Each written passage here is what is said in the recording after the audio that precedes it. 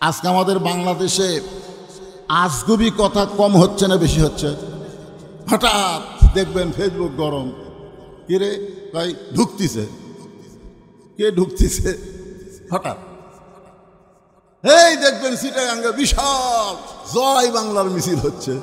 এই মিছিল হচ্ছে আজ থেকে 6 বছর আগে, কিন্তু বর্তমানে আজকে ছেড়ে দেওয়া যায় আজগুবি। তখন কিছু কিছু লোক চাষটলে গল্প করে, যতই চেষ্টা করুক আপা আসবি। আরে পাগলা, যে দেশের প্রধানমন্ত্রী থেকে শুরু করে 300টা এমপি মন্ত্রী এমনকি চেয়ারম্যান মেম্বার পর্যন্ত পলায় দেয়, সেই দল আবার ফিরে আসবে, এইটা একটা গুজব ছাড়া আর কিছুই না। জোরে কোন কথা ঠিক না? একটা মারাত্মক গুজব। আজগুবি কি একটা নবীকে আল্লাহ সতর্ক করে দিয়ে বলতেছে, নূহ আজগুবি কোনো কথা বলা চলবে না, তদন্ত করে দেখো বুড়িটার খবর কি, তদন্ত করে দেখো বুড়িটার খবর কি। এবার নূহ নবী তদন্ত করতে গিয়ে দেখে বুড়ি তো দূরের কথা, বুড়ির ঝুবড়ি বাড়ি পর্যন্ত কিছুই হয় নাই।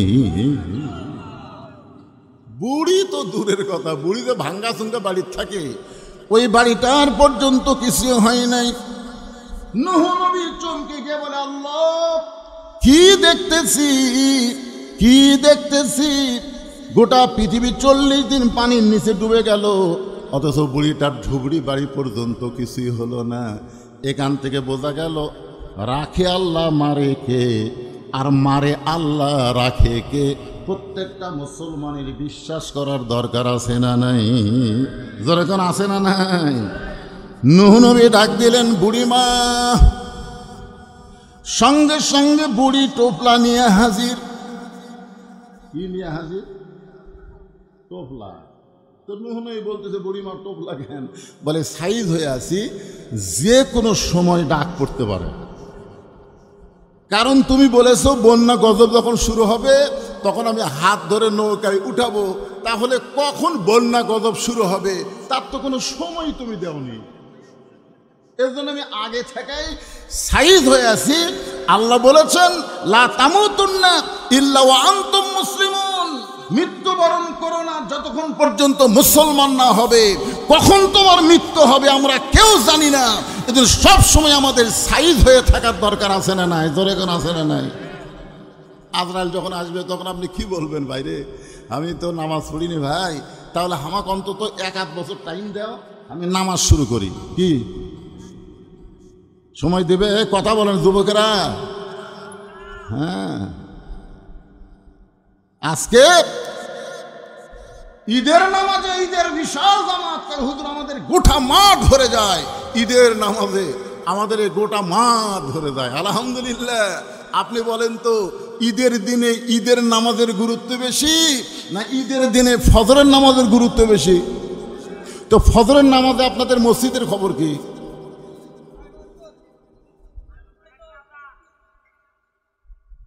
এরা ওঠা বসা করে কেন? না ওঠা বসা করা চলবে? কোরআনের কথা হচ্ছে, নামাজের কথা হচ্ছে। কোথায় যাবেন? বাড়ি যাবেন? বুকত হাত দা বলেন তো, আপনার বাড়ির যাওয়ার গ্যারান্টি আছে? আছে? আজকে মোটর সাইকেল অ্যাক্সিডেন্টে কয়জন মরছে গোস্ত নিয়ে দেওয়ার সময়? খালি হ্যাঁ হ্যাঁ হ্যাঁ করে মোটর সাইকেল চালায়। এক পলকের নাই ভরসা, মিশে সকল আশা, কখন বুঝি দারুণ ঝড়ে ভাঙবে তোমার বাসা। মিশে মায়ায় বন্দি থাইকা করলাম কত খেলা, পশ্চিমে তাকায়া দেখো তোমার ডুইবা গেছে বেলা। আমি একটা কথা আপনাদেরকে বলবো, মনোযোগ দিয়ে শুনবেন। আল্লাহ রাসূল কিন্তু জান্নাতুল বাকি তৈরি করলেন। জান্নাতুল বাকি হচ্ছে একটা গোরস্থান। জান্নাতুল বাকি কি? একটা গোরস্থান তৈরি করলেন। তো সাহাবেরা বললেন, হুজুর আপনি এই গোরস্থান তৈরি করে এর নাম দিলেন জান্নাত। এটা আল্লাহ রাসূলের রওজার পাশে মদিনায় যখন যাবেন তখন দেখবেন বিশাল একটা গোরস্থান, তার নাম কি? জান্নাতুল বাকি। আল্লাহ রাসূল বললেন, আমরা যারা মৃত্যুবরণ করব, দুনিয়াতে যেমন জামাতে আমরা জীবিত অবস্থায় নামাজ পড়ি, দুনিয়াতে যেমন আমরা মিলেমিশে সমাজ করি, মরার পরেও আমরা এক জায়গায় সবাই থাকতে চাই। আচ্ছা, এক জায়গায় সবাই মিলে থাকার মতো লাভ কি? মনে করেন এখানে যে ফ্যানটা দিছে, এই যে ফ্যান, এই ফ্যান কিন্তু যখন দিছে তখন কিন্তু টার্গেট করছে বক্তা ওয়াজ করবে, বক্তা যেন ওয়াজ করতে না ঘামে, এই জন্য বক্তাকে টার্গেট করেই কিন্তু ফ্যানটা দিছে। জোরে কোন কথা ঠিক কিনা? নিয়ত করছে কে? বক্তা।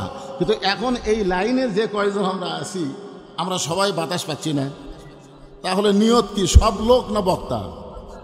তো একত্রে সবাই যখন একই গোরস্থানের মধ্যে থাকবেন, তখন আল্লাহর রহমতের বাতাস কোনো একটা ভালো মানুষের কবরে যখন আসবে, প্রত্যেকটা কবরবাসী ওই রহমতের বাতাসের একটা অংশ পাবে। এজন্য পারিবারিক গোরস্থান না করে সম্মিলিতভাবে আপনারা গোরস্থান তৈরি করবেন। আমি এখানে এসে শুনলাম জোর শিমুলে নাকি সম্মিলিত গোরস্থান নাই, পারিবারিক গোরস্থান। কি মসজিদে আজান হলে আপনি বাড়িতে নামাজ পড়বেন না জামাতে নামাজ পড়তে যাবেন? মক্কা মদিনায় ঘুরে দেখেন, পারিবারিক কোনো গোরস্থান নাই, সমস্ত গোরস্থান হলো সম্মিলিত গোরস্থান। আপনাদের জোর শিমুলে যেমন সব গ্রামে পাড়ার লোক এসে এক মাঠে নামাজ পড়েন, আপনার সবাই মারা গেলে এক জায়গায় থাকবেন, এই নিয়ত করবেন। জোরে কোন কথা ঠিক কিনা? এই নিয়ত করা কি খারাপ? ওয়াজের প্রাসঙ্গিকে কথাটা আমি বলে দিলাম। যখন বলতেছে আমি তৈরি হয়ে আছি, জোরে কোন কি হয়ে আছি? আপনারা তৈরি হয়ে আছেন? একটা গান শুনছি, কতজনকে কত কি দিলাম, যাবার কালে একজন আরো দেখা না পাইলাম। কেরে ছেলেরা, এই গানগুলো শোনোনি? ডাক দিয়ে আছেন, দয়াল বাদ দেব আমরা বলবো আল্লাহ। ডাক দিয়ে আছেন, আল্লাহ আমারে রইব না আর বেশি দিন তোদের মাজারে। কয়দিন থাকবেন? কয়দিন? তাহলে তৈরি হয়ে থাকার দরকার আছে না নাই? যারা এশার নামাজ না পড়ে ওয়াজ শুনতেছেন, আপনি যতই ওয়াজ শোনেন, ফজরের আযানের আগে যদি আপনার মৃত্যু হয়, এই দুনিয়ার সমস্ত মুসলমান যদি আপনার জানাজায় হাজির হয়, তারপরেও আপনি জান্নাতে যাবার পারবেন না। কারণ মান তারাকা সালাতু মুতাম্মিদান ফাকাত কাফারা, ইচ্ছা করে এশার নামাজ যারা বাদ দিল, তারা অবশ্যই আল্লাহর সঙ্গে কুফরি করলো। আর যদি এশার নামাজ আদায় করে আপনি ওয়াজ শোনেন, ফজরের আগে যদি আপনি মৃত্যুবরণ করেন, দুনিয়ার কোনো মানুষ যদি আপনার জানাজায় অংশগ্রহণ না করে, শুধুমাত্র এশার নামাজ আদায় করার কারণে, ওই নামাজের কারণে আল্লাহ পাক আপনাকে জান্নাত দিয়া দিবে। তাহলে তৈরি হয়ে থাকার দরকার আছে না নাই? নূহ নবী চোখের পানি বের করে বলতেছে, বুড়িমা বন্যা গজব শেষ, বুড়িমা বন্যা গজব শেষ, আপনি যে তৈরি হয়ে আছেন টোপলাটা আপনি সাইজ করে, কিন্তু গজবই তো শেষ।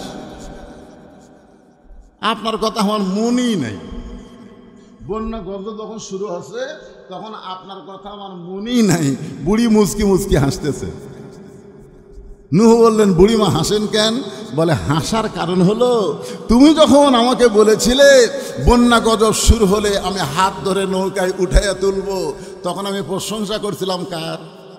কারণ আমি ঈমান গ্রহণ করার পরই বিশ্বাস করেছি লা ইলাহা ইল্লাল্লাহ, নূহ নবিউল্লাহ। ঈমান গ্রহণ করার পরে আমার বিশ্বাস দুনিয়ার সবাই সবাইকে ভুলতে পারে, কিন্তু আল্লাহ কোনোদিন কাউরে ভুলবে না। জোরে কোন কথা ঠিক কিনা? তাহলে প্রশংসা হবে কার? আল্লাহ। এজন্য সবাই বলেন সুবহানাল্লাহ, আলহামদুলিল্লাহ, লা ইলাহা ইল্লাল্লাহ। জোরে সরে সুবহানাল্লাহ, আলহামদুলিল্লাহ, লা ইলাহা ইল্লাল্লাহ, মুহাম্মাদুর রাসূলুল্লাহ। অশকুরুলি ফাযকুরুনি আযকুরুকুমের উপর শেষ। এখন ওয়াশকুরুলি ওয়ালা তাকফুরুন, তোমরা আল্লাহর শুকরগুজারি হও, তোমরা আল্লাহর সঙ্গে কুফরি করো না। এখন আল্লাহর শুকরগুজারি আর আল্লাহর কুফরি বুঝাতে গেলে এই আয়াতটা আপনাদের মনোযোগ দিয়ে শোনা লাগবে। ইয়া আইয়ুহাল্লাযীনা আমানুস্তাঈনু বিস-সাবরি ওয়াস-সালাহ ইন্নাল্লাহা মা'আস সাবিরিন। আপনারা শুনতে রাজি আছেন? রাজি আছেন? একটু মনোযোগ দিয়ে শোনা লাগবে। ছেলে যারা যুবক আছে, আমার মা বোনেরা মনে করতেছে হুজুর আমাকে ওয়াজ তো আগেকার বক্তারাও করলো না, আপনি কি করবেন না? আমার মা বোনদের জন্য আমার ওয়াজ থাকবেই। আজ পর্যন্ত আমার এমন কোনো ওয়াজ নাই যে ওয়াজ আমার মা বোনদের ওয়াজ থাকে না। দরকার কথা ঠিক কিনা? অবশ্যই মা আপনাদেরও ওয়াজ আছে। এই আয়াতটা একটু খুব মনোযোগ দিয়ে শুনবেন। ভাইজান আসরের নামাজ আদায় করছে, কোন নামাজ আদায় করার পরে জমির ধান দেখবার গেছে। জমির ধান দেখবার যায়, দেখে উপর জমির পানি চলমল করতেছে, নিচে ওর জমির পানি নেই। ওপর জমির কি পানি চলমল করতেছে, নিচে ওর জমির পানি নেই। ওই কিন্তু আসরের নামাজ আদায় করছে। করার পরে যায় এই অবস্থা দেখে ওই এখন চারিদিকে তাকাচ্ছে, এরকম করে চারিদিকে তাকা দেখে কেউ নাই। আস্তে করে বসে বিসমিল্লাহ কয়ে আল কাটছে। যেরকম কি কয়ে আল কাটছে আপনারা বলেন তো? অপরের জমির পানি নিজের জমিতে নেওয়ার জন্য বিসমিল্লাহ কয়ে আল কাটা জায়েজ না হারাম? যেরকম যতই বিসমিল্লাহ কন ওটা কি হালাল হবে? আজকে আমাদের বাংলাদেশে এমন কতগুলো মানুষ আছে দেখবেন কথা শুরুর আগেই বিসমিল্লাহ কয়। জোরে কোন কথা ঠিক কি না? কিন্তু বিসমিল্লাহ কয়ে তুমি মানুষের আইনের কথা বলো, আল্লাহর আইনের কথা বলো না। এরকম ভাবে বিসমিল্লাহ কয়ে আল কাটার মতোই। জোরে কোন কথা ঠিক কি না? বিসমিল্লাহ কয়ে আল কাটে ওই পানি দিয়ে হাত ধোছে, ধুইয়া দাঁড়িয়ে চারিদিকে তাকায় বলতেছে আলহামদুলিল্লাহ, কেউ দেখেনি। কি কইছে? আলহামদুলিল্লাহ, খুশি, আলহামদুলিল্লাহ, কেউ দেখেনি। এখন আপনারা বলেন আমাদের বাংলাদেশের মুসলমানের বর্তমান চরিত্র এরকম নয়? মানুষ না দেখলেই হলো, আল্লাহ দেখতেছে। এই বিশ্বাস যদি মুসলমানের অন্তরে থাকতো আর যদি বিশ্বাস করতো, তোমার দুই কান্দে দুই মুহুরি লিখিতেছেন ডায়েরি, কিরামান কাতিবিনা ইয়ালামুনা মা তাফআলুন। তুমি রাতের অন্ধকারে তুমি যখন যেটা করতেছো তোমার সব কিছু লিপিবদ্ধ হয়ে যাচ্ছে। জোরে কোন কথা ঠিক কিনা? কথা বলেন না কেন? সবাই ঘুমাইছে। এই ছেলেরা, তোমার হাতে স্ক্রিন টাচ মোবাইল আছে। এখন তুমি মনে করতেছো রাত 12টা বাজে, কেউ তোর সেতুর নাই, বাপ মা ঘুমায় গেছে, দরজা জানলা বন্ধ করে দিয়া আমি এখন ভিডিও মোবাইল দেখি, অশ্লীল ভিডিও আমি দেখি। কেউ তো আর দেখতেছে না। আপনারা বলেন তো কেউ দেখতেছে? কেউ দেখতেছে? এই বিশ্বাস যদি অর্জন করতে চান, ইয়া আইয়ুহাল্লাযীনা আমানুস্তাঈনু বিস-সাবরি ওয়াস-সালাহ, আল্লাহ বললেন আমাকে যারা বিশ্বাস স্থাপন করেছো, তোমরা যদি আমার কাছে কিছু পাবার চাও তাহলে দুইটা জিনিস তোমাদের লাগবে। 1 নম্বর হলো ধৈর্য, আর 2 নম্বর হলো নামাজ। ধরে বলেন কয়টা? 2টা জিনিস লাগবে। 1 নম্বর হলো ধৈর্য। আপনারা বলেন তো, যত ইবাদত আমরা করি সমস্ত ইবাদতের মধ্যে ধৈর্য কম কোন ইবাদতের মধ্যে? ধৈর্য কম। আসরের নামাজের জামাত হবি 5 মিনিট পর। কয় মিনিট? 5 মিনিট পর জামাত হবি। ওই ঢুকেই ঘড়ির দিকে তাকে কয়, কে রে, আমি তো এত আগে কোনোদিন আসি না। এখন এই 5 মিনিট কেমনে যায়? বারবার খালি ঘড়ি দেখে, মসজিদের ঘড়ি দেখে, ঘড়ি দেখে, মসজিদের ঘড়ি দেখে। 500 একজনকে বলতেছে, কে ভাই তোমার ঘড়িতে কয় মিনিট? কই এখনো 3 মিনিট আছে ভাই। আজ ঘড়ি লড়তেছে না রে, আজ ঘড়ি লড়তেছে না। এই 5 মিনিটের মধ্যে 10 বার ঘড়ি দেখছে। ওই লোকটাই নামাজ শেষ করে চাষটলের মধ্যে বসে ঘন্টার পর ঘন্টা আড্ডা গুলি মারতেছে, একবারও ঘড়ি দেখতেছে না। জোরে কোন কথা ঠিক কিনা? কথা বলেন। আপনারা বলেন তো, নামাজের মধ্যে মানুষ এত ছটফট করে কেন? আল্লাহ কোরআনে বলেন, ইন্নাস সালাতা তানহানিল ফাহশাই ওয়াল মুনকার, একমাত্র নামাজই পারে মানুষকে যাবতীয় বেহুদা এবং খারাপি কাজ থেকে বাঁচাই দিতে। তাহলে যাবতীয় ফাহেসা এবং খারাপি কাজ থেকে বাঁচতে গেলে যে ইবাদতটা লাগবে তার নাম কি? আরো জোরে বলেন, তার নাম কি? এই নামাজ সম্পর্কে আল্লাহ কোরআনে বলেছেন, ইন্না সলাতি ওয়া নুসুকি, খুব খেয়াল করবেন, অমাহিয়া অমামাতি লিল্লাহি রাব্বিল আলামিন। এখানে চারটা বিষয় বলা হচ্ছে। এক নম্বর হলো নামাজ, দুই নম্বর কুরবানি। কুরবানি তো দিলেনি, দেননি? আপনারা কুরবানি দেননি? হ্যাঁ দিয়েছেন। এখন আমার কাছে এক লোক এসে বলতে, হুজুর আমি একটা পছন্দসই গরু পাইছি, কিন্তু একটা খুঁত আছে। আমি বললাম কি খুঁত? বলে এক শিং লম্বা, এক শিং খাটো। তো এই গরু কুরবানি হবে? আমাকে বলতেছে। তা আমি বললাম ভাই এখন কয়টা বাজে? তো বলে হুজুর এখন 6টা বাজতেছে। তো আমি বললাম আপনি কয়টার সময় হাটে যাচ্ছেন গরু কিনবেন? ভাই যখন আসছি তখন 2টা 2:30 বাজে। তো 2টা 2:30 থেকে 6টা পর্যন্ত দেখতেছেন, দেখার পরে আপনার পছন্দ গরু এক শিং লম্বা, এক শিং খাটো, ঠিক আছে। কিন্তু এরই মধ্যে যে আসরের নামাজ গেল, সে নামাজের খবর কি? তখন বলতে যে হুজুর এই কুরবানি কেনার ধান্দার নামাজ আছে। আমি বললাম পাগলা, তুই যে গরু দিবি সেটাই হবি, যা, তোর শোন খাটো লম্বার দরকার নাই, তুই যেটা দিবি সেটাই হবি। হুজুর আমার জন্য যেটা দেবো সেটা কেন? আমি বললাম যার নামাজ নাই তার কুরবানি নাই। তোর কোন কথা ঠিক কিনা? কারণ যে ব্যক্তির নামাজ নাই তার কোনো কুরবানি নাই। কুরবানির যেখানেই আয়াত আছে সেখানে আগে নামাজ, তারপরে কুরবানি। সূরা কাউসার পড়ে দেখেন, ফাসাল্লি লিরাব্বিকা ওয়ানহার, আগে নামাজ তারপরে কুরবানি। তারপরে ইন্না সলাতি ওয়া নুসুকি, আগে নামাজ তারপরে কুরবানি। যারা গতকাল কুরবানি দিলেন, যদি আপনি ফজরের নামাজ না পড়েন, আপনি যতই কুরবানি দেন আপনার কুরবানি আল্লাহর দরবারে কবুল হবে না। জোরে কোন কথা ঠিক কিনা? এমন কি ফতোয়ার কিতাবে আছে, কোন নামাজি ব্যক্তি যদি বেনামাজির সাথেও কুরবানি দেয় তাহলে তার কুরবানিও কবুল হবে না। কারণ বেনামাজি হলো কাফের।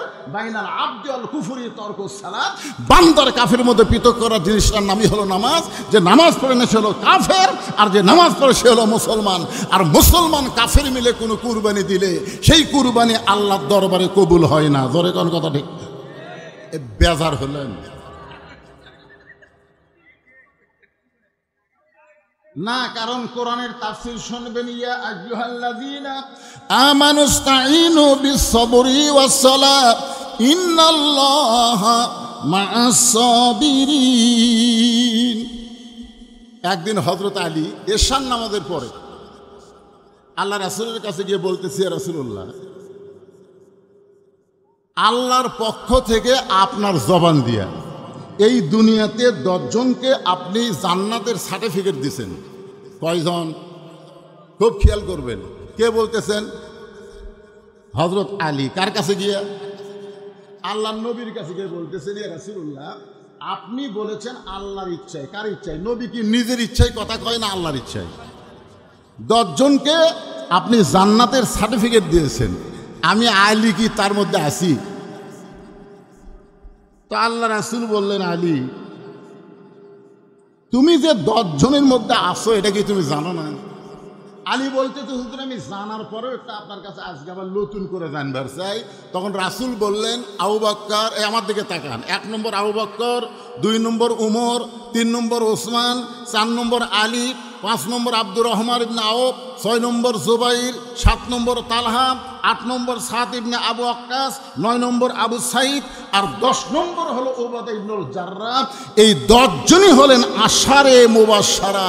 এই 10 জনকে আল্লাহ তাআলা দুনিয়াতে জান্নাতের সার্টিফিকেট দিয়েছেন। তাদের কোনো হিসাব নেওয়া হবে না। বিনা হিসাবে 8টা জান্নাতের দরজা তাদের জন্য আল্লাহ খুলে দিবে।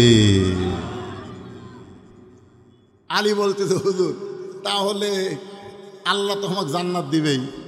রাসূল বলতেছেন 100 বার দিবে। আলী বলতেছে, হুজুর আমি যদি নামাজ বাদ দিই, এরপরেও কি আল্লাহ আমাকে জান্নাত দিবে? আল্লাহ রাসূল বলতেছেন, তুমি নামাজ বাদ দিবার পারবা, কিন্তু আল্লাহ তোমাকে জান্নাত থেকে বাদ দিবে না। তুমি রোজা বাদ দিবার পারবা, আল্লাহ তোমাকে জান্নাত থেকে বাদ দেবে না। এক কথাই তুমি আল্লাহর সব বাদ দিলেও আল্লাহ তোমাকে আর জান্নাত থেকে বাদ দেবে না। আলী বলতেছে হুজুর একবারই কি আর সব বাদ দেওয়া যায়? আপনার সামনে ওয়াদা করলাম আজ থেকে ফজরের নামাজ আমি আর পড়ব না, কারণ ফজরের নামাজ আমার খুব কষ্ট হয়। 5 ওয়াক্ত নামাজের মধ্যে সবচাইতে দামি নামাজের নাম কি? আরো সবাই এক বাক্যে বলবেন দামি নামাজের নাম কি? কেউ যদি ফজরের নামাজ বাড়িতে আদায় করে, আল্লাহ রাসূল বলেছেন মসজিদাস সালাতু খায়রুম মিনান নাওম শোনার পরে কোন মুসলমান যদি বাড়িতে ফজরের নামাজ আদায় করে, তোমরা বুঝা নিও সেই ব্যক্তির মধ্যে মুনাফিকি রয়েছে। তাহলে 5 ওয়াক্ত নামাজের মধ্যে সবই তো গুরুত্বপূর্ণ, সবচাইতে গুরুত্বপূর্ণ নামাজের নাম কি? এই যুবকেরা এই দে, তোমাদের খবর কি? একটা বুড়া আল্লাহ বলবে না যে তোমার বুড়া বয়সের হিসাব দাও, একটা ছোট বাচ্চাকে বলবে না তোমার ছোট বয়সের হিসাব দাও। আল্লাহ শুধু বলবে তোমার যৌবন বয়সের হিসাব দিয়ে তুমি জান্নাতে যাও।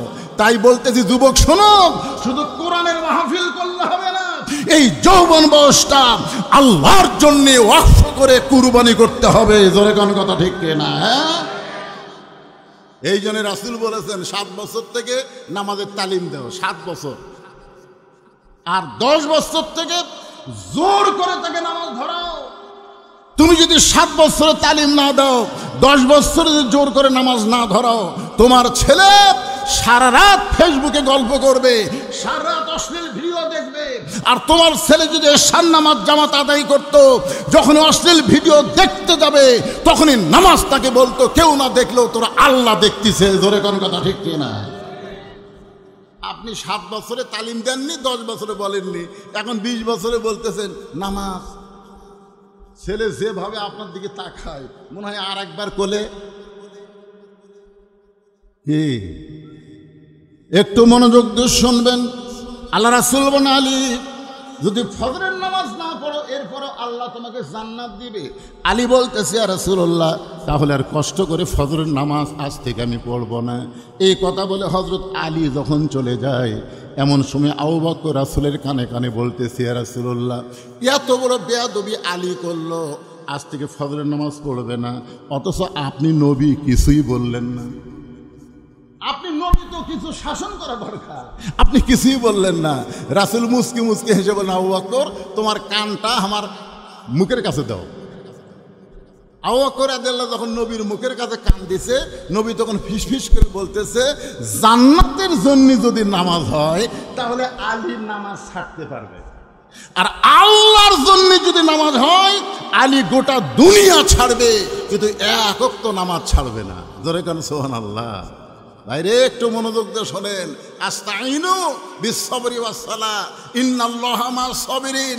আল্লাহ কেন বললেন মুসলমান আল্লাযীনা মাক্কান্নাহুম ফিল আরদ, ইসলাম যখন ক্ষমতায় যাবে, সংসদ যখন কোরআন যাবে, কোরআন দিয়ে যখন দেশ চালু হবে, ওই সময় ক্ষমতার চেয়ার যে পাবে, চেয়ার হওয়ার সঙ্গে সঙ্গে তার 1 নম্বরের দায়িত্ব হলো পদ্মা সেতু নির্মাণ করো, বাল্য বিয়ে বন্ধ করো, মাদকমুক্ত সমাজ করো।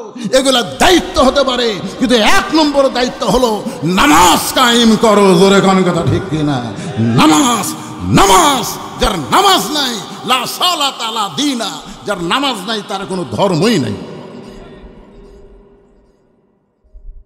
হযরত আলী বাড়িতে গিয়ে ডাকতেছে হাসান হোসেনের মা, দরজা খোলো।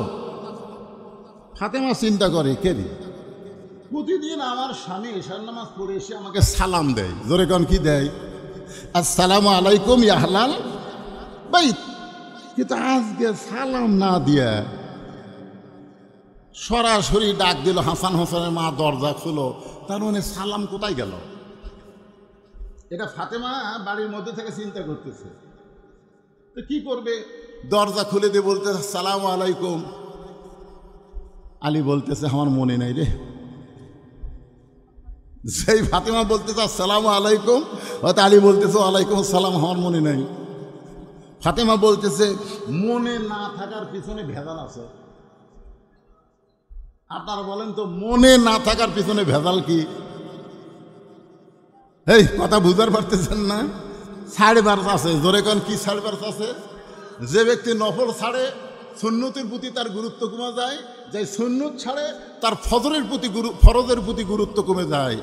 যে ব্যক্তি নফল পড়ে, আল্লাহ রাসূলের হাদিসের ব্যাখ্যায় বলা হয়েছে, কোন ব্যক্তি 5 ওয়াক্ত নামাজের সাথে সাথে অমিনাল লাইলি ফাতাহাজ্জাত বিহি নাফিলাতাল্লাহ, যদি রাতের অংশে তাহাজ্জুদের নামাজ আদায় করে, ওই ব্যক্তির জন্য 5 ওয়াক্ত নামাজ 5টা স্বাদ মনে হবে। ফজরের নামাজ মধুর মতন মনে হবে, যোহরের নামাজ বিরিয়ানির মতন মনে হবে, আসরের নামাজ চা মিষ্টির মতন মনে হবে, মাগরিবের নামাজ শরবতের মতন মনে হবে, ডাব খাওয়ার মতন মনে হবে, আর এশার নামাজ পোলাও বিরিয়ানির মতন মনে হবে। জোরে কান সুবহানাল্লাহ। একটাও ছাড়তে পারবে না, প্রত্যেকটা নামাজ তাকে আলাদা আলাদা একটা করে স্বাদ দিবে। জোরে কান সুবহানাল্লাহ। ফাতেমা বলতেছে, আপনি মনে হয় কিছু বাদ দিবার চাচ্ছেন। আলী তো বুঝবার পারছে, কারণ রাসূল বলেছেন, আনা মাদিনাতুল ইলমে ওয়া আলিউ বাবুহা, আমি হচ্ছি এলিমের শহর, আলী হচ্ছে তার দরওয়াজা। জোরে কান সুবহানাল্লাহ। হযরত আলী বাড়ির মধ্যে ঢুকে বললেন, ফাতেমা, আজকে হযরত বেলাল যখন ফজরের আযান দেবে, সে আযান শোনার সময় আমাকে যেন ঘুম থেকে চেতন করো না। আমি তোমার বাবার কাছে ওয়াদা করেছি, আজ থেকে আর ফজরের নামাজ পড়ব না। ফাতেমা মুচকি মুচকি হাসতেছে। সুবহানাল্লাহ বলেন। ফাতেমা মুচকি মুচকি হাসার কারণ হলো, পৃথিবীতে কে কেমন এইটা কোনো কেউ না জানলেও সবার আগে যিনি জানে তিনি হলেন তার বিবি। আপনি কেমন মানুষ, কত নম্বর ভালো মানুষ, এটা পাড়ার লোক না জানলেও আপনার বউ কিন্তু জানে। জোরে কোন কথা ঠিক কিনা? আমার বইয়ের হাতে 500 টাকা ধরে দিয়ে আমি বলছিলাম, তুমি খালি একবার আমার হুজুর কত দেখি, তোমার মুখে হুজুর শুনতে কেমন লাগে। 500 টাকা হাতত দিয়ে বলতেছে, জনগণ আপনাকে চিনে না তাই হুজুর কর, কিন্তু আমি আপনাকে চিনি না, আপনি মালটা কি? হুজুর হয় এতই সহজ? চিন্তা করছেন? আমি চিন্তা করলাম যে লক্ষ লক্ষ মানুষ আমাকে হুজুর কয়, আমাকে চিনে না, আর আমার বউ আমাকে চিনা বলতে যে হুজুর হওয়া এত সহজ নয়। অথচ সর্বপ্রথম আমাদের নবীকে যিনি নবী বলে স্বীকার করেছেন, তিনি দুনিয়ার অন্য কোনো মানুষ না, তিনি হলেন তার বিবি খাদিজাতুল কুবরা। জোরে কোন কথা ঠিক কিনা? তাহলে সর্বপ্রথম আমাদের নবীকে নবী বলে স্বীকার করেছেন কি প্রতিবেশীর লোক না নিজের ঘরের লোক? তাহলে কি বুঝলেন? আমাকে আমার বউ হুজুর কয় না, আর নবীকে নবী বলে স্বীকার করলো তার বউ। তার মানে বোঝা গেল নবীর বাহিরেও যেমন ভিতরেও তেমন, আর আমার বাহিরে ভালো ভিতরে ভালো না, যার কারণে আমার বউ আমাকে হুজুর বলতেছে না। এই জন্য নিঃসন্দেহভাবে দুনিয়ার কোনো মানুষকে মানা যাবে না, একমাত্র মানুষকে মানতে হবে, তিনি হলেন আমাদের নবী। জোরে বলেন কথা ঠিক কিনা? যাকে মানতে গেলে কোনো সন্দেহ করা দরকার নাই। ফাতেমা মুচকি মুচকি হাসার কারণ হলো, যেই মানুষটা তাহাজ্জুদের নামাজ আদায় করে আর সেই মানুষটা আমাকে বলতেছে ফজরে আযান দিলে যেন আমার ঘুম থেকে ডাক দিও না। আপনার বলেন তো, যেই ব্যক্তি তাহাজ্জুদের নামাজ আদায় করে সেই ব্যক্তিকে ফজরের সময় আবার ডাক দেওয়া লাগে? জোরে গান লাগে, কথা বলেনি লাগে? কিন্তু আলী বলতেছেন, বেলাল যখন ফজর আযান দিবে তখন যেন আমারে ঘুম থেকে ডাক দিও না। ফাতেমা বলতেছে, তাহলে আজকে রাত্রে আপনি যখন ভালো ঘুম পাড়বেন তাহলে আজকের বালিশের দরকার নাই, আমার উরুর উপরে আপনি মাথা দিয়ে ঘুমায় যাবেন। আলী বলতেছেন, ফাতেমা তোমার উরাতকে বালিশ বানায় যদি আমি ঘুমায় যাই তাহলে তুমি কি ঘুম পাড়বা না? ফাতেমা বলে, স্বামী গো, আমার বাবা বলেছেন ফাতেমা রে, আল্লাহর পরে কাউকে যদি সেজদা দেওয়ার হুকুম থাকতো তাহলে প্রত্যেকটা মেয়েকে বলতাম তোমার স্বামীর পায়ে সেজদা করো। ও ফাতেমা, আল্লাহর পরে মেয়ে মানুষের কাছে সবচাইতে দামি ওই মহান ব্যক্তি হলো তার স্বামী। জোরে গান সুবহানাল্লাহ। আমার আল্লাহর পরেই আমি আপনাকে সবচাইতে ভালোবাসি, সবচাইতে পছন্দ করি, সবচাইতে খেদমত করি। এই জন্যে আমার উরাতকে বালিশ বানায়া আজকে সারা রাত আপনাকে ঘুম পাড়াবার চাই। ফজর তখন পড়বেনই না, তাহলে তা আর কোনো টেনশন আছে? আপনারা বলেন তো, ফাতেমার মতন মহিয়সী নারী, যেই নারীকে রাসূল বলেছেন সাইয়্যিদাতুন নিসায়ে আহলিল জান্নাহ, ফাতেমাতুজ জোহরা, জান্নাতি নারীদের নেত্রী হবে আমার কলিজার টুকরা ফাতেমা। জোরে কোন সুবহানাল্লাহ। আর সেই ফাতেমা স্বামীর মাতাকে উড়াত বালিশ বানায় যদি সারা ধুম পাড়াবার চায়, তাহলে হামাকের বাড়িগুলোর খবর কি? আপনাদের বাড়ির যেগুলো আছে খবর কি? আমার মায়েরা যারা ওয়াজ শুনতেছেন একটু মনোযোগ দিয়ে শুনবেন। স্বামী যেমনই হোক না কেন, ওই স্বামীকে খেদমত না করা পর্যন্ত আপনি জান্নাতে যাওয়ার পারবেন না। আল্লাহ রাসূল বললেন মেয়েদের জন্য মাত্র 4টা আমল করা লাগবে। 1 নম্বর আমল হলো নামাজ, 2 নম্বর রমজান মাসে রোজা, 3 নম্বর স্বামীর কথা মতো চলা, স্বামীর খেদমত করা, আর 4 নম্বর হলো সতীত্বের হেফাজত, পর্দা করা। ফাতেমা বললেন বাবা স্বামীর খেদমত এই সম্পর্কে একটু আমারে বুঝাই দেন। আল্লাহ নবী বললেন ফাতেমা আলী যখন খেদমত চাবে তখন তুমি খেদমত করবা, আলী যখন খেদমত না চাবে খবরদার তুমি খেদমত করতে যাবা না, কারণ অতি ভক্তি, জোরে কান অতি ভক্তি। দেখেন রাসূল কি বুঝালেন, যখন আলী খেদমত চাবে তখন খেদমত করবা। যদি বলে আসো তো আমার মাথা একটু টিপে দাও, টিপে দিবা, আসো আমাকে একটু বাতাস করো, করবা। কিন্তু যতক্ষণ না বলবে ততক্ষণ অতিরিক্ত খেদমত করতে যাবা না, কেন অতি ভক্তি। আপনাদের যদি কোনো বউ হঠাৎ আপনার খেদমত করে আপনি বুঝবেন সেদিন কিছু একটা হবে। দেখবেন কারেন্টের ফ্যান বন্ধ করে দিয়ে তাল পাকার বাতাস করতেছে। কে গো কারেন্ট নাই? কারেন্ট আছে তো ফ্যান না দিয়ে বাতাস করো কেন?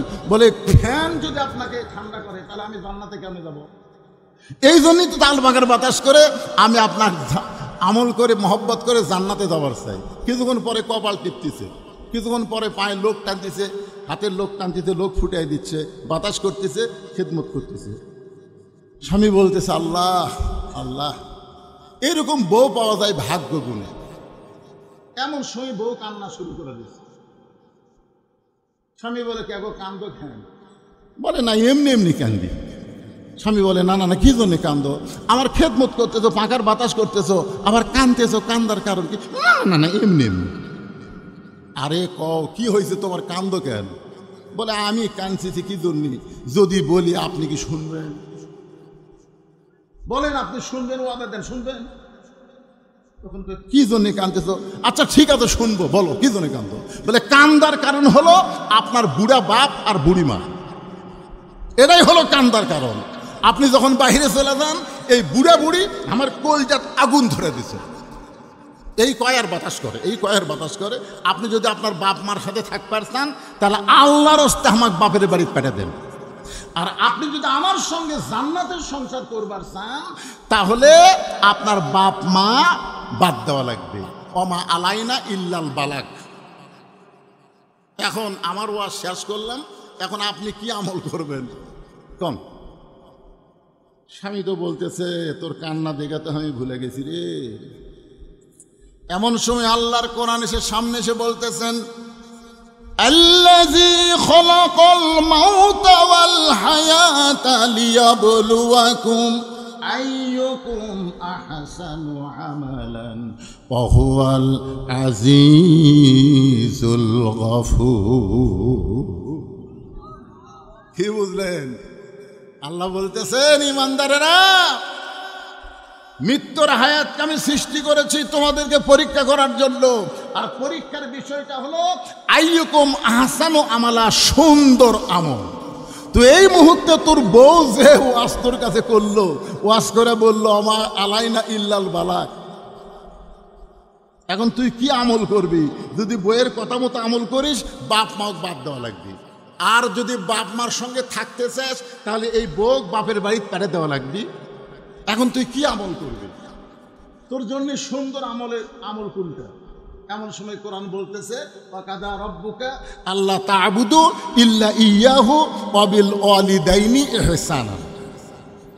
ওই এখন লাভ দেয় উঠছে, ওটা বলতেছে ব্যাগ ট্যাগ সব গোছান আছে। ব্যাগ মেয়ে মানুষের ব্যাগ গোছায় না, কোনো জায়গায় যাওয়ার সময় ব্যাগ ট্যাগ গোছায় না, তো ব্যাগ ট্যাগ সব গোছান আছে কেন? বউ বলতেছে কেন? তুই না বাপের বাড়ি যাওয়ার ছেলে, তো 3 তালাকের গাড়ি করে তোর বাপের বাড়িতে পাঠা দেবো। বউ কয় কেন? বলে তুই জানিস না তোর মতন বউ তালাক দিলে বিকালে বিয়ে করবার পারবো, তোর মতন বউ সকালে মরলে সন্ধ্যা আর একটা বউলে বাড়িতে আসবো। কিন্তু যে বাপ মায়ের বিরুদ্ধে তুই আমার সামনে ওয়াজ করলি, এই বাপ মা যদি মারা যায় কিয়ামত পর্যন্ত কাঁদলে আমি বাপ মা আর ঘুরে পাবো না। যেটা পাওয়া যাবে না সেটার দাম বেশি, আর যেটা পাওয়া যায় সেটার দাম আছে কেন?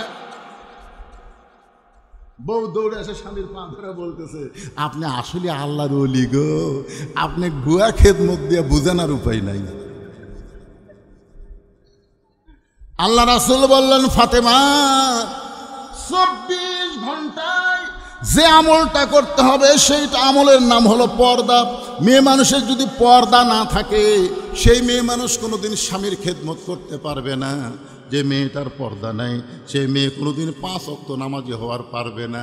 যে মেয়েটার পর্দা নাই সেই মেয়েটা আল্লাহর নিয়ম মতো রোজা রাখতে পারবে না। মেয়েদের সমস্ত আমলকে সুন্দর করতে গেলে 1 নম্বর যে আমল লাগবে সে আমলের নাম হলো পর্দা। জোরে বলেন নাম কি?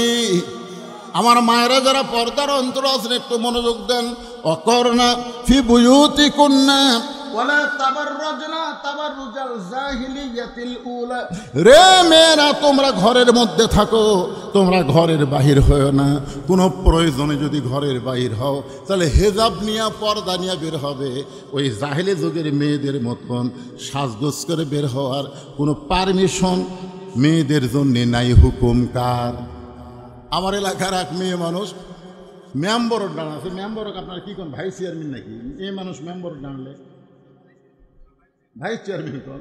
ওই যত মরদ মানুষ দেখতেছে দৌড়ে যায় হাত ধরে, হ্যাঁ হাত ধরে বলে ভাই আমার ভোট দেওয়া লাগবে, আমার মার্কাই দেয়। যত পুরুষ মানুষ সব পুরুষ ওকে হাত ধরে।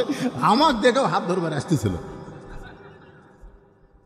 তা আমি ওর দেখেই তো সেই চোরে, হুজুর হুজুর একটু থামেন হুজুর। আমি বললাম ঠিক আছে, তোমার জন্য আমি দোয়া করে দেবো, হাত ধরা লাগবে না। দাও দোয়াটা একটু আমার সামনে করেন হুজুর। আমি আপনার কাছে যাচ্ছি না, আপনি হুজুর মানুষ, আমি এই মানুষ, আপনার কাছে গেলে সমস্যা হবে। জনগণ যদি দেখেন ওটা যদি পিরিশ করে একটা ক্যামেরার ছবি তোলে তাহলে আপনার ওয়াজ বন্ধ হবে। ঠিক আছে, আমি আপনার কাছে যাচ্ছি না, আপনি একটু দোয়া করেন হুজুর। তখন আমি দোয়া করলাম, মা তারাক্তু বাদি আলা উম্মতি ফিতনাতুন আদার আলা মিনার রাহুল বুখারী ফেতান, কিতাবুল ফেতান। আমি বুখারী শরীফের কিতাবুল ফেতান থেকে একটা হাদিস পড়ে মেয়েটাতে দোয়া করলাম। মেয়েটা বলে হুজুর এটা তো আরবিতে দোয়া হলো, আর বাংলা কি? আমি বললাম বাংলা খাওয়ার গেলেই তো ধরা খাওয়া লাগবে। তা আমি চিন্তা করলাম যখন ওর কাছে বাংলা না বলবো তখন রাসূল হয়তো আমার উপর বেজার হবে। এই জন্য আমি বললাম আল্লাহ রাসূল বলেছেন, মা তারাক্তু বাদি আলা উম্মতি ফিতনাতুন আদারু আলা রাজুলু মিনান নিসা। আল্লাহ রাসূল বলেছেন আমার পরে আমার উম্মতের জন্য সবচাইতে বড় বিপদ হলো পুরুষ মানুষের জন্য নারী নেত্রী হওয়া। এখন আমরা সবাই চিন্তা করব নারী নেত্রীর দিন শেষ, মরদ মানুষের বাংলাদেশ। জোরে কোন কথা ঠিক কিনা? আপনারা বলেন তো, এই যে হাসিনা খাইয়া দেয়া দেশ ভাঙ্গা চুরমার করে থুয়ে গেছে, তারপরও এই বছর রমজান মাসে আপনারা কারেন্ট বেশি পাচ্ছেন না কম পাচ্ছেন?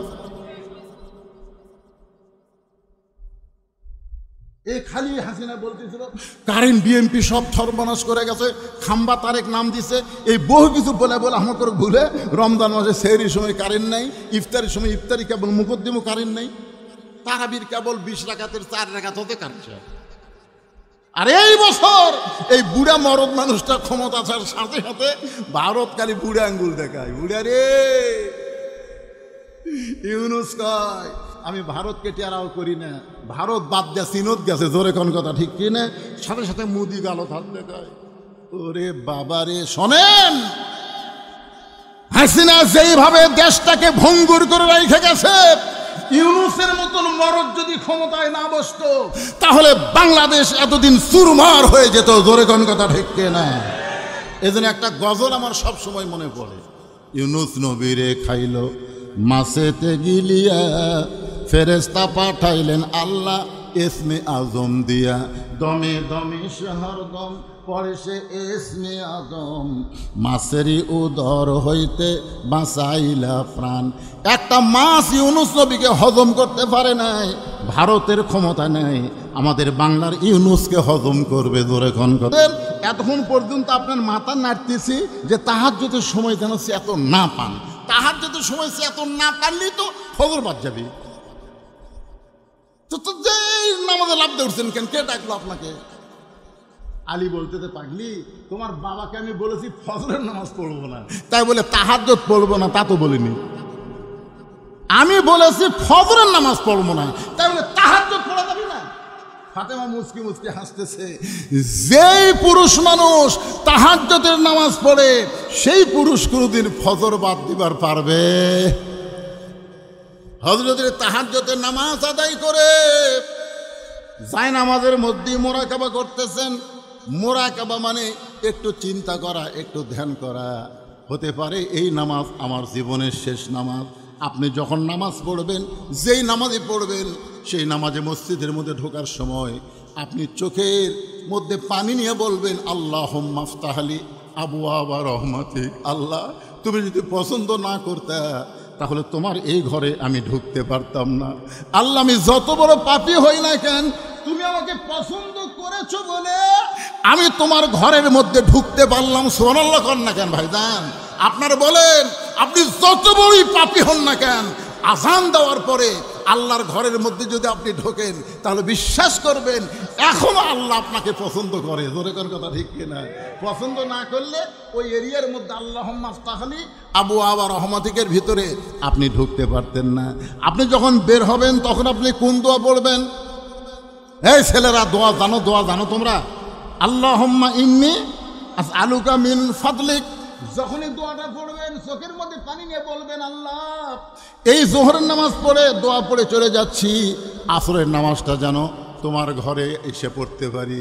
আর যদি এটাই আমার জীবনের শেষ নামাজ হয়, এটাই যদি আমার জীবনের শেষ নামাজ হয়, তাহলে এই নামাজের ওসিলায় আল্লাহ তুমি আমাকে মাফ করে দিও।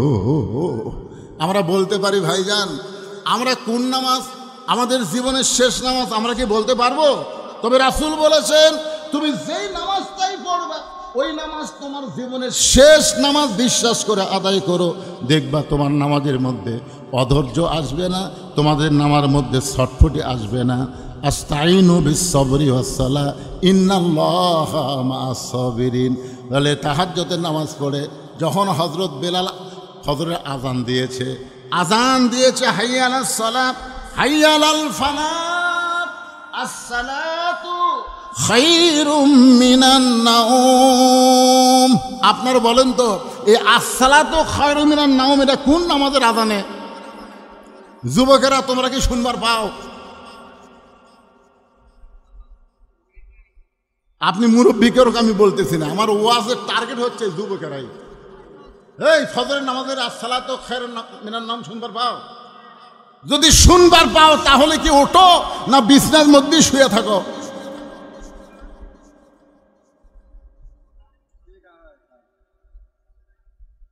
শোনেন যুবক, একটু মনোযোগ দিয়ে শোনো বাজান।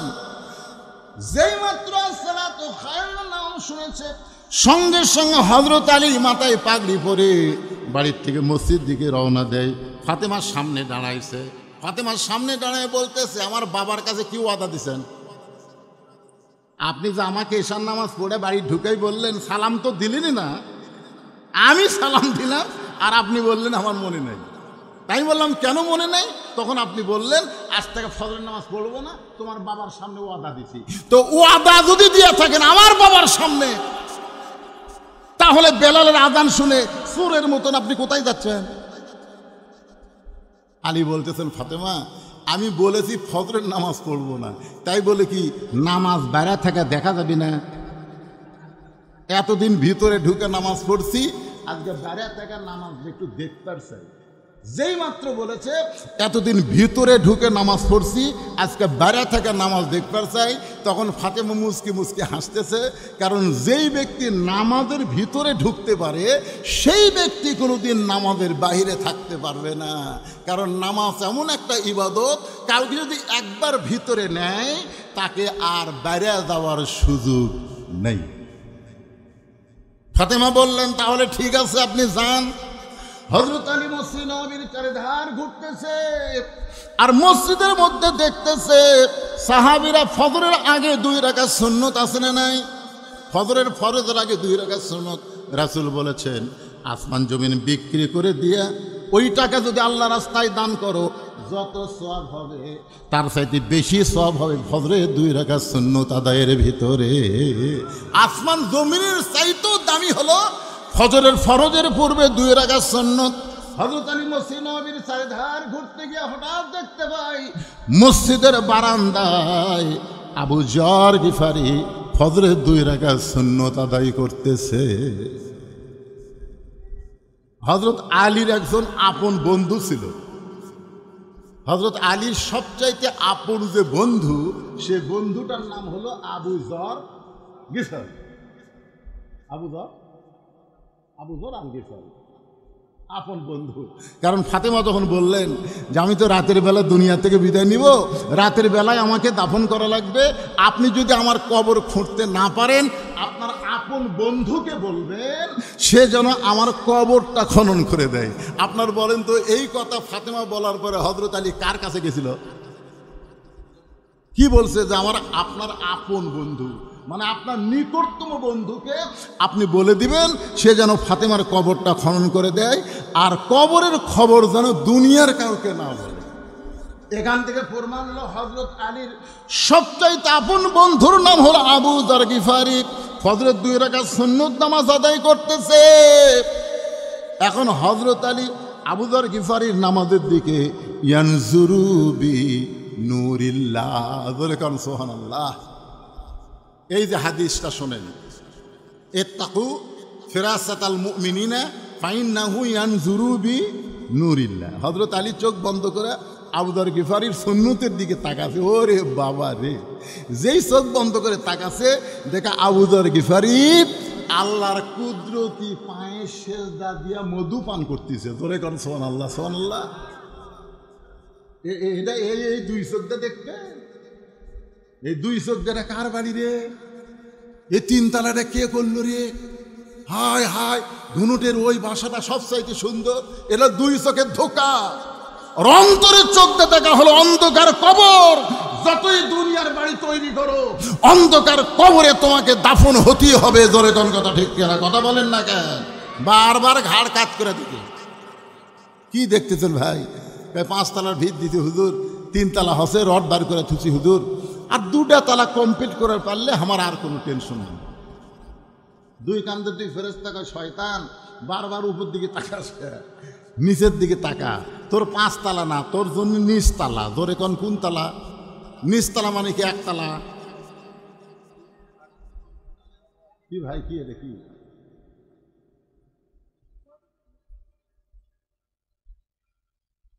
কবরে আমার ওয়াজ কি হচ্ছে? এটা মরে গেলে কুড়ির গাড়ি। আল্লাহ রাসূল বলেন সর্বশেষে যেই ব্যক্তির মৃত্যু হবে সেই ব্যক্তি কবরস্থানে 50,000 বছর থাকা লাগবে। কত বছর? কথা কয় না। তাহলে যেই 3 তালা 4 তালা বাড়ি তৈরি করতেছেন, এই বাড়িতে আপনি কত বছর থাকবেন? তারপরেও তো আপনি বলতেছেন 5 তালা হলে আমার আর কোনো টেনশন নাই। তাহলে যেই বাড়িতে থাকতেই পারবেন না, সেই বাড়ি তৈরির জন্য এত কোটি কোটি লক্ষ লক্ষ টাকা যদি আপনি খরচ করেন, আর যেখানে কমপক্ষে 50,000 বছর থাকা লাগবে, সেই গোরস্থান পারিবারিক না হয়ে সমৃদ্ধ গোরস্থান এই জোর শিমুল গ্রামে একটা হোক। কারা কারা চান? 2 হাত তুলে আমার আল্লাহকে একটু দেখান। লিল্লাহে তাকবীর, হাত নামান। এটা চাইলে তাহলে পারিবারিক যা হবার হচ্ছে। এখন থেকে আমরা সবাই মিলে এক জায়গায় থাকবো, এরকম নিয়ত করার দরকার আছে না নাই? তো সর্বপ্রথম আমার ডানে বামে দুইজন মহান ব্যক্তি আছে, আজকের মাহফিলের সভাপতি, আজকের মাহফিলের প্রধান অতিথি। তাদেরকে আমি একটু বলবো যে গোরস্থানের প্রথম জায়গার একটা ভিত, ওই যে একটা কথা গান নাই, গোরস্থানের একটু মাটি বায়না করে রাখ, কখন যেন আসতে পারে তোমার মরণেরই ডাক। এজন্য আমি বলবো ভাইজান, আপনারা একটু আল্লাহর রাস্তায় একটা জায়গা দেন, 5 শতক 7 শতক এরকম বলেন যে হুজুর দুনিয়ার জন্য বহু কিছু, জনগণ সবাই মিলে আমরা থাকবো, এই জন্য আমি 10টা শতক, আমি 5টা শতক জায়গা আল্লাহর রাস্তায় দিয়ে দিলাম। আপনি যখনই দিবেন ওর পাশাপাশি দেখবেন সবাই জায়গা দেওয়ার চেষ্টা করবে, কারণ দুনিয়াতে থাকার গ্যারান্টি নেই। যেখানে থাকতে হবে 50,000 বছর, সে একটা সম্মিলিত, এই ওঠেন কেন, এই না বাইরের লোক হলে ওটা চলবে না। তো নামাজের ওয়াজ করতেছেন আমি, হযরত আলী নবী বলে এশার নামাজ পড়বো না, ফজর পড়বো না। আপনারা কি মনে করতেছেন রাত 12টা পার হয়ে গেছে দেখে আমি ওয়াজ বন্ধ করে দেবো? আজকে একটু তুলে দিছে দেরি করে, আমার কি বিবেক বুদ্ধি কিছুই নাই?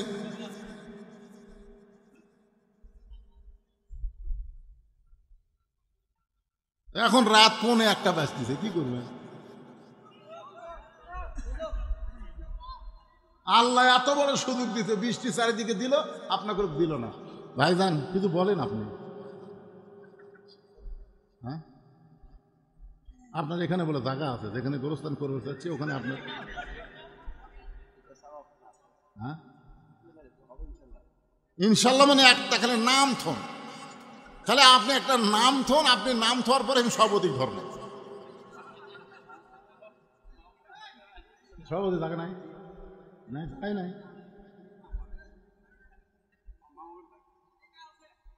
আচ্ছা টাকা দিবি, ঠিক আছে। এখানে 1 শতক জায়গার দাম কত? এই যেখানে গোরস্থান হবে 1 শতক জায়গার দাম কত? 30,000 টাকা। তাহলে আমার ভাইকে বলবো আপনি কয় শতক জায়গার দাম দিবেন, যেটি গোরস্থান হবে সেটি। আর এখানে নাম রাখেন, বিশ্বাস করেন, ফ্যানের বাতাস মৌলানা বক্তা দিচ্ছে, কিন্তু সবাই মিলে আমরা খাচ্ছি। তার মানে কি একত্রে থাকার মজা আছে না নাই? হ্যাঁ, যখন একজনের কবর দিবে দোয়া, তখন কি করবে? যে আল্লাহ আমার বাবক কবর দিন, আমার বাবক জান্নাত থিও। যতবার কবর হবে প্রত্যেকবার দোয়া হবে, জোরে কর কথা ঠিক কিনা? আপনারা বলেন তো দোয়া বক্সানোর নিয়ম কি? আগে সবাইকে দোয়া দিয়ে তারপরে শেষে বলা লাগে আল্লাহ আমার বাপ মায়ের কবুল করো, জোরে কর ঠিক কিনা? সরাসরি যদি কেউ বল আল্লাহ আমার বাপ মায়ের কবর জান্নাত বানায় দেয়, আল্লাহকে তোর দোয়া কবুল হবে না, কারণ তুই কাকু দোয়া না দিয়ে তুই একলা একলা দোয়া করতেছিস। লিল্লাহে তাকবীর। মাহফুজার আলম 5% জায়গা ধরে বলেন মারহাবা। আল্লাহ গোরস্থানের জন্য আল্লাহ, আরে যেখানে যাইতে হবে। একটা গজল আছে, কিন্তু যেদিন ডাক পড়িবে কবর মাঝে যাইতে, জোগাড় কিছু করছো বন্ধু তার মাঝে বিছাইতে। আমরা মাহফুজ আলমের জন্য দোয়া করবো, আল্লাহ এই গোরস্থানে জায়গা দেওয়ার কারণে আল্লাহ এই গোরস্থানটা যেন তার জন্য জান্নাতের বাগান হিসাবে আল্লাহ কবুল করে, জোরে কোন আমিন। সে মাহফুজুর আলম কে? আপনি ওই সাইড থেকে দিলেন পারে, আপনার দিকে আমি তাকাইনি পারে, আর জেলের দিকে তাকে আছি, এরা কথা কয় না, দিকে হাতটা দেন। হ্যাঁ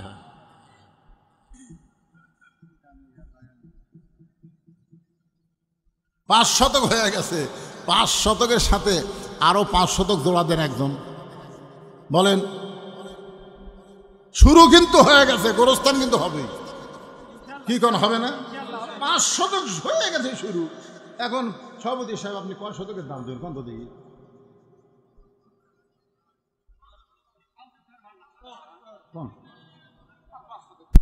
লিল্লাহে তাকবীর। সভাপতি সাহেব 5% জুড়ে বলেন মারহাবা। আপনি দাম দিবেন সেটাই তো, একই 5% যা দাম হয় সেই দাম তিনি দিবেন, দিয়ে দিবে। আর যদি কারো কাছ থেকে জায়গা ম্যানেজ করতে পারে বদল টদল দিয়ে করে দিবে। আমাদের ছোট গোরস্থান বদল আমরা কীভাবে বড় করি জানেন? যে গোরস্থানের কাছে জায়গা আছে, আমার এক জমি আছে ডিবের ধারে ভালো জমি, সেটা নিয়ে এটাতে ধারা দিয়েছি ভাই, মানে ওই সহজে দিচ্ছে না। তা আপনি গোরস্থানের জন্য এরকম যদি ভালো জায়গা দিয়ে খারাপ জায়গা, আপনার গোরস্থান কি খারাপ হলো?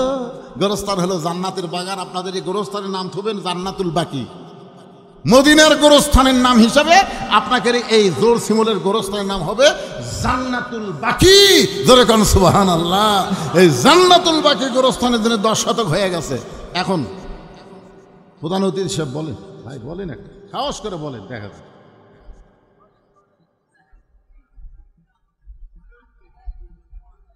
আপনারা কি মনে করেন হবে না? 10 শতক হয়ে গেছে।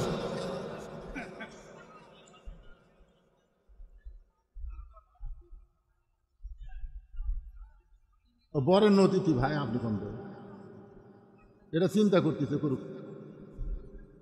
কন আপনি কোন ভাই, একটা কোন।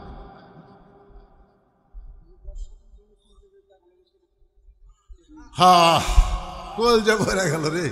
আমি চিন্তা করতেছি না যে কত নিচে যে নামবি, হয়তো 1 শতক করে। এমন কথা কছে এরা দুইজনে মিলে যা দিয়েছে একলাইতে। ভাইজানের নাম কি? ভাইজানের নাম হচ্ছে লিল্লাহে তাকবীর নুরুল ইসলাম বিএসসি সাহেব 10% জায়গার দাম ধরে বলেন মারহাবা। উনি হেডমাস্টার, রিটায়ার করছেন নাকি? ও বর্তমান হেডমাস্টার সাহেব। মাশাআল্লাহ, কলজা কত বড়। আল্লাহ আল্লাহ দুনিয়ার জন্য বহু কিছু করেছে। তুমি কোরআনে বলেছো বাল তুসিরুনাল হায়াতাদ দুনিয়া ওয়াল আখিরাতু খায়রুন ওয়া আবকা।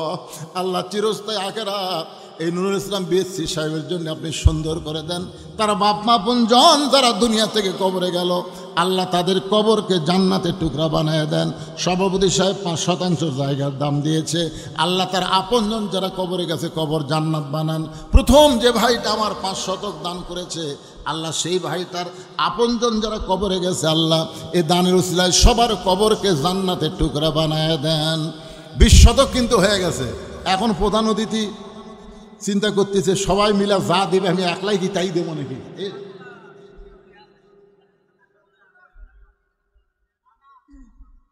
আপনারা এই জোর শিমনের লোক আপনাদের মধ্যে কেউ নাই। আপনারা বলেন না কেন 1 শতক 2 শতক আপনি দাম দেবেন? ভিতরে যারা আছেন আপনার লাগবে না গোরস্থানের একটু মাটি বায়না করে রাখ। আপনি নিজের দুনিয়ার বাড়ি বানাতে পারেন, আর মানুষের জায়গা যায় শুয়ে থাকবেন। এই সবাই 1 শতক করে দেন। খালি উপরের লোকে দিবে, নিচের লোকের মধ্যে কেউ নাই। এক লোক দাঁড়ায় বলে হুজুর আমি এই 5 শতক 10 শতক পারলাম না, 1 শতকের দাম দেবো, 1 শতকের দাম দেবো, যা দাম হয় দেবো হুজুর। দেখি আপনাদের মধ্যে এমন কোন মরদ আছে, একজন ওঠেন তো দেখি। এই মেম্বার সাহেব কোন এলাকার? এই আপনাদের মেম্বার সাহেব কোন এলাকার? উনি কি ভিন্ন গোরস্থানে থাকবি না? এটা কি ভাই মেম্বার সাহেব?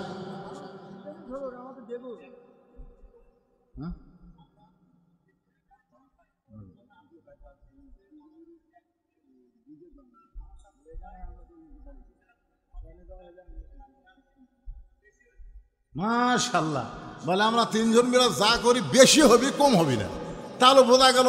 ধরে নেন মাশাআল্লাহ, এটাই হলো আসল কথা। মেম্বারও বলতেছে এটা আসল কথা। তারা 3 ভাই মিলে সিদ্ধান্ত নিয়ে ইনশাআল্লাহ এখানে বড় ভাই আছে, এই ছেলেরা যারা মাহফিল করতেছে আমাকে আগেই মোবাইল করছে, হুজুর গোরস্থান নিয়ে একটু ওয়াজ করবেন। গোরস্থান 20 শতক হয়ে গেছে। খালি আপনি একটা কোন না নাম শুনতে দেখা থাকতো যা পারে কোন কোন কয় শতকের দাম থাইল্যান্ডে করবে ওই ভাই, ওই সাইডে ওই ভাই। হ্যাঁ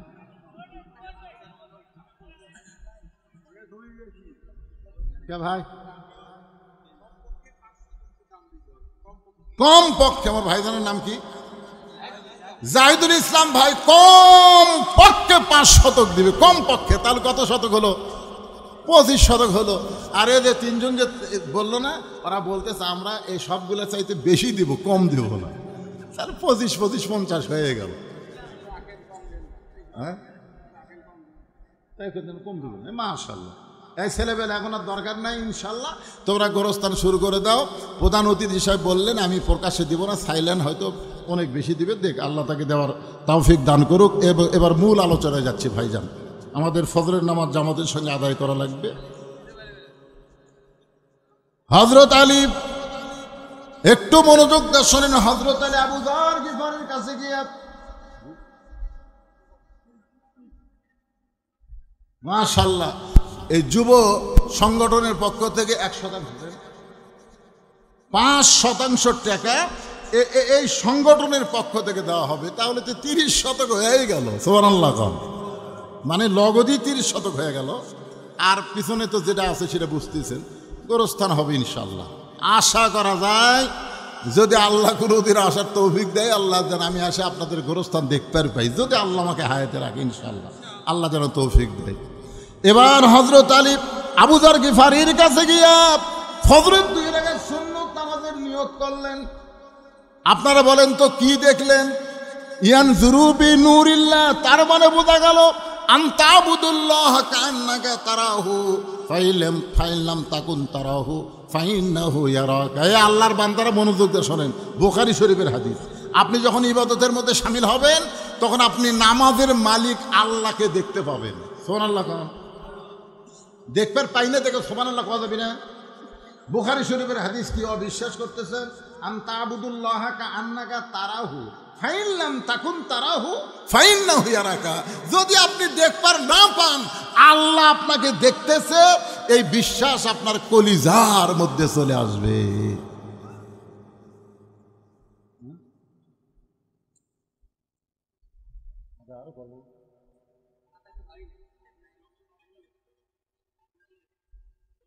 নগদ টাকা আদায় করবো।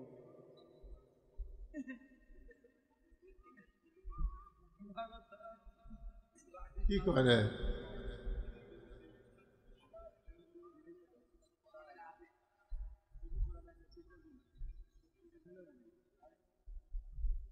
আচ্ছা ঠিক আছে ভাইজান, আমি চাচ্ছিলাম যে আমার কথাগুলো এখনই শেষ করে দিতে। বলতেছে অনেক লোক আছে হুজুর আপনার হাতে কিছু নগদ টাকা দান করবে এই যুবকদের উৎসাহ দেওয়ার জন্য। প্রত্যেক বছর মাহফিল, এখানে অনেক অতিথি আছেন, অনেক সুদীজন আছেন, বরেণ্য অতিথি আছেন, তারা হয়তো এখনো দেয়নি। গোরস্থানের জায়গা তো এটা নিজস্বের জায়গা, কিন্তু এই যে মাহফিলের ব্যাপারে যদি কেউ আপনাদের মধ্যে থাকেন 10,000 5,000 এরকম দান করার মতন কেউ যদি নগদ মাহফিলের জন্য দান করতেছেন, ভাই একজন উঠবেন না, ভাই কি হয়েছে? আপনি 5টা মিনিট একটু ধৈর্য ধরেন। আপনাদের মধ্যেও যদি কেউ থাকেন বাপ মা রুহের মাগফিরাতে এ কোরআনকে ভালোবাসে, কোরআনের জন্য যদি আল্লাহর রাস্তায় একটু দান করেন, এরকম কেউ থাকলে সর্বোত্তম কে আছেন দেখে আল্লাহর কোন বান্দা একটু দান করবেন, আমার হাতে দেন, আমি একটু দোয়া করে দিই, একটু দোয়া করে দিই। দেন সব আদায় শেষ করলো তো আমি দেখলাম একটা গামছা টামছা সব আদায় শেষ। আমি মনে করছি আর কোনো আদায় নেই।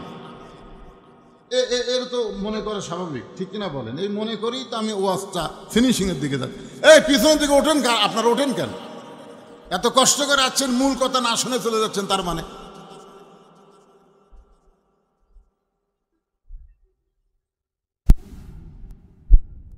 কেউ আছেন আপনাদের মধ্যে দেওয়ার মতন কেউ আছেন? এগুলো কি আদায় হয়েছে? এগুলো কি ছেলে পেলে দিছে? এটা বলা লাগবে। বিশাল আদায় হয়েছে তো মাশাআল্লাহ। আপনারা এই ধারাপাতের মতন আমি খুব জোরে জোরে বলবো, একটু আপনারা শুনবেন। যে ছেলেরা মাহফিল করতেছে এরা টাকা শুধু পাবলিকের কাছ থেকে নিচ্ছে না, এরা নিজেরাই দান করেছে। দেখেন মোহাম্মদ মিস্টার, উনি ঠিকাদার, উনি দিচ্ছেন 3,000 টাকা। মিস্টারকে আপনারা চেনেন? মোস্তাফিজার আফিজার, উনি দিচ্ছেন 3,000 টাকা। রবিউল রবিন তালবাড়ি দিচ্ছেন 2,000। নুর ইসলাম পুরোপাড়া 2,000। আবু তাহের প্রবাসী, উনি দিচ্ছেন 1,000 টাকা। শাহিন সরকার 1,000 টাকা। ওয়ারেস মধ্যপাড়া 1,000 টাকা। তারপরে রসুন নাকি এটা রসুল প্রবাসী, উনি দিচ্ছেন 2,000 টাকা। বিপ্লব তালবাড়ি 1,000 টাকা। শামীম হারুবাড়ি, উনি দিয়েছেন 1,000 টাকা। মিজান, উনি প্রবাসী, 1,000 টাকা। রাহেল 600 টাকা। নিয়ামুল বাড়ি 600 টাকা। বাবুল সনপসা উনি দিতেন 500 টাকা। মাহমুদুল কফিল দোকানদার 500 টাকা। আহমদুল উনি দিতেন 500 টাকা। আজিজুল 500 টাকা। জহুরুল 500 টাকা। শামীম 500 টাকা। শামীম আর একজন সে 500 টাকা। রঞ্জু মসজিদ পাড়া 500 টাকা। বাবুল পুরোপাড়া 500 টাকা। রহমান 500 টাকা। জিহাদ 500 টাকা। জিয়ারুল 500 টাকা। সোহাগ 500 টাকা। দুলাল 500 টাকা। রাজু পশ্চিমপাড়া 500 টাকা। শহীদুল উত্তরপাড়া 500 টাকা। শরীফ তালবাড়ি 500 টাকা। আরিফ 500 টাকা। শাহিন আল মাহমুদ উনি দিতেন 500 টাকা। মোট 28,700 টাকা এই যুবকদের মধ্য থেকে দেওয়া হয়েছে। আলাউদ্দিন তালবাড়ি উনি 500 টাকা। তারপরে বিপ্লব সরকার 400 টাকা। শাহজাহান দক্ষিণ পাড়া উনি দিয়েছেন 800 টাকা। এটা তো এক পৃষ্ঠা শেষ হলো আর নাই।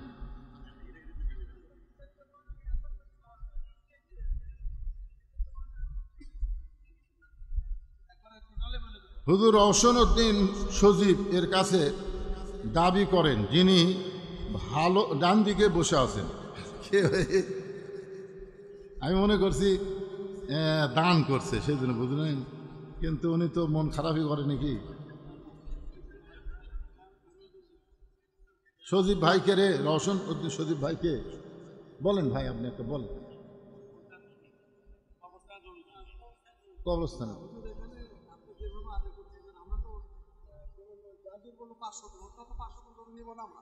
নেবেন না। এবারে মরদ মুখ খুলিছে বাবা রে।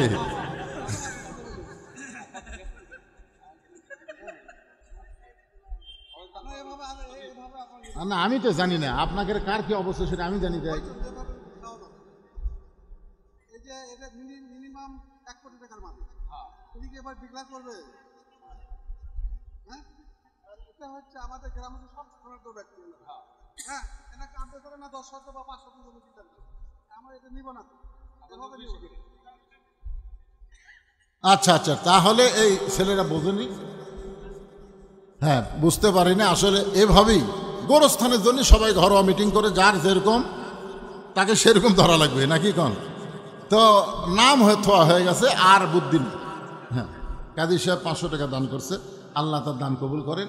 আরেকজন আল্লাহর বান্দা ডাক্তার সাহেব 200 টাকা দান করছে, আল্লাহ দানকে কবুল করেন। তো সদীপ সাহেব সবচাইতে ধনাঢ্য ব্যক্তি, তাহলে ওই ছেলেরা কি চাচ্ছে? মাহফিলের জন্য টাকা চাচ্ছে না গোরস্থানের জন্য জায়গা চাচ্ছে? কোনটা? মাহফিলের জন্য তো দিবি।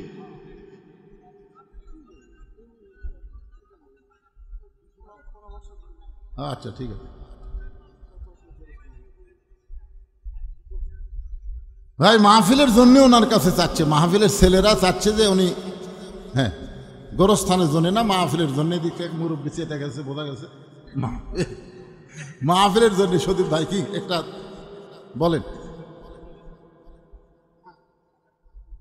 সবাই সবাই দিবে, ছেলেরা তোমরা ভালো বুঝো, দিবে সবাই দিবে ইনশাল্লাহ। এই বাকি কথাটা আমি বলে মোনাজাত করে দিচ্ছি, অনেক রাত হয়ে গেছে বুঝতেছেন না। তাহলে হযরত আবু যার গিফারি যখন ফজরের সুন্নত নামাজ আদায় করতেছে মসজিদের বারান্দায়, এমন সময় হযরত আলী কি দেখলেন? 2 চোখ দিয়ে দেখলেন।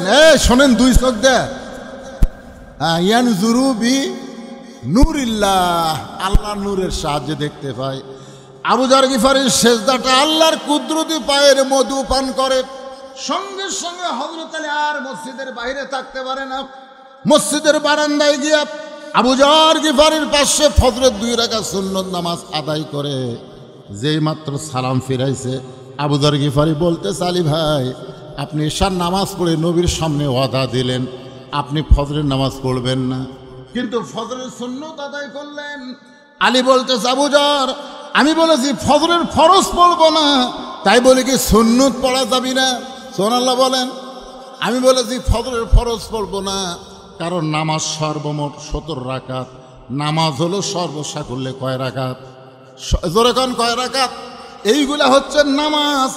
আল্লাহ তাআলা নবীকে লাইলাতুল মিরাজে দিয়েছেন, তার মধ্যে ফজরের 2, জোহরের 4, আসরের 4, মাগরিবের 3, এশার 4, এই সর্বসাকুল্যে 70 রাকাত।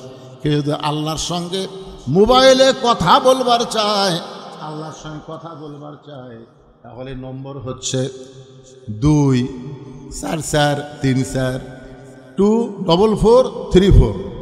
এরা হচ্ছে আল্লাহর সাথে কথা বলার নাম্বার। জোরে কান সুবহানাল্লাহ। আসসালাতু মিরাজুল মুমিনিন, নামাজ হচ্ছে মুমিনদের মেরাজ। আবু যার গেফারার কোনো কথাই বললেন না, কারণ রাসূল বলেছেন আমি হলাম ইসলামের প্রিন্সিপাল আর আলী হচ্ছে ইসলামের ভাইস প্রিন্সিপাল। জোরে কান সুবহানাল্লাহ। আবু যার গেফারার কোনো কথাই বললেন না, কিন্তু যেই মাত্র হযরত বেলাল ফজরের জামাতের আকামত দেওয়া শুরু করছেন, আকামত আপনারা বোঝেন, আকামত বোঝেন, যখন আকামতের মধ্যে